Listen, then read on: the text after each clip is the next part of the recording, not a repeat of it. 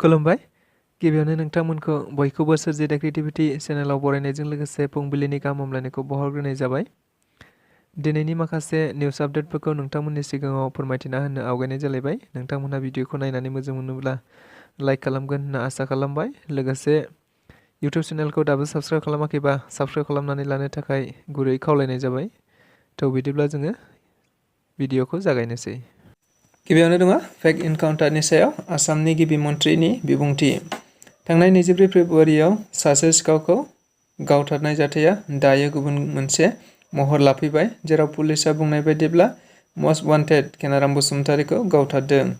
नाथाय दायो फिन गोथै सह'खौ हाखर सिंनिफ्राय बोखांनानै नुनायाव बियो गुबुन सासे एबा डिम्बेश्वर मोसाहारिनि गोथै सह'सो।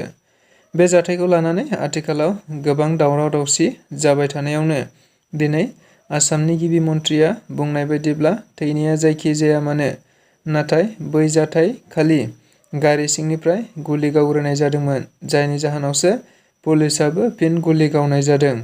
बेयावनो डिम्बेश्वर मोसाहारिया थैदों, नाथाय पुलिसआ बेखौ केनाराम बसुमतारी होनना न'खरनो हरनाय जादोंमोन। मख'जाथावदि बेबायदि गावथारनायाव सासे पुलिस आरो सासे एसआइआबो जोखोम जानो गोनां जादोंमोन होनना बिथां गिबि मन्थ्रिया फोरमायबावदों। फारसेथिं अब्लाबो जाथायनि सायाव आबुङै नायबिजिरफिननो थाखाय सिआइडिनो बिबान होनाय जाबाय होननाबो बिथाङा खौरांगिरिफोरनि गेजेरजों बुंथिना होबावदों। फिसायानो गावनि नैथि बिसिखौ बुथारनो नाजादों। जाथाया जादों गौरीपुरनि नैसार धाब गामियाव, जेराव फिसाय नुर इस्लाम मुंनि दुथाङा गावनि गिबि बिसिजों लोगो जानानै 20 साननि सासे हिनजावसा गथ' गोनां नैथि बिसिखौ हरनि खाबु लानानै गोदोनायाव दुरुं होनानै बुथारनो नाजानायनि अजद जादों। मख'जाथावदि आसाथुन मुंनि बे नैथि बिसिखौ थांनाय 5 बोसोर सिगांनो हाबा खालामदोंमोन आरो गोबाव समनिफ्रायनो बेबायदि खैसार जाबोबाय थाखादोंमोन होनना मिथिनो मोननाय जादों। लोगोसे आसाथुनहा 2 गथ'फोरबो दङ। मिथिनाय बायदिब्ला बे आइजोआ दायो गावनो पुलिस थानायाव थांनानै जाथायनि सोमोन्दै पुलिसफोरनो फोरमायथिनानै होयो। आथिखालाव सोलिबाय थानाय मोनसे मुगैथाव जाथाय, जेराव केनाराम बसुमतारीनि मुङाव डिम्बेश्वर मोसाहारिखौ नंखाय गावथारनाय। जाय जाथाया सारा आसाम नाङैनो खौरां बिजोंफोराव गोसारदों। पुलिसआ दाय गैयै सुबुंफोरखौ सोरनिबा मुङाव सोरखौबा गावथारदों। जाथायनि सायाव गोबाङानो बायदि बायदि बाथ्रा बुंथिदों आरो गोबाङानो दुखुथिया न'खरफोरखौ नायदिंफैदों आरो खौरां लाफैदों।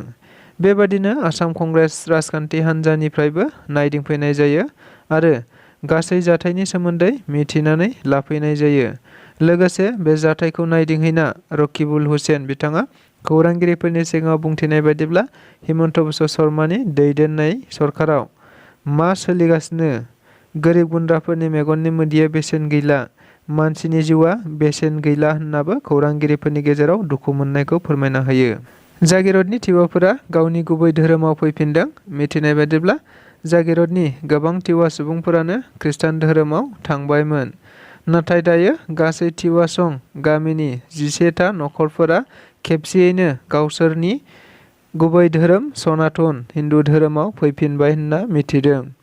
मख'जाथावदि बे खौरांखौनो दिनै गोजोननाय मोननायजों लोगोसे बैसोर सुबुंफोरखौ आसाम सत्र महासभाया बरायनाय जायो होनना खौराङाव मिथिनो मोननाय जादों।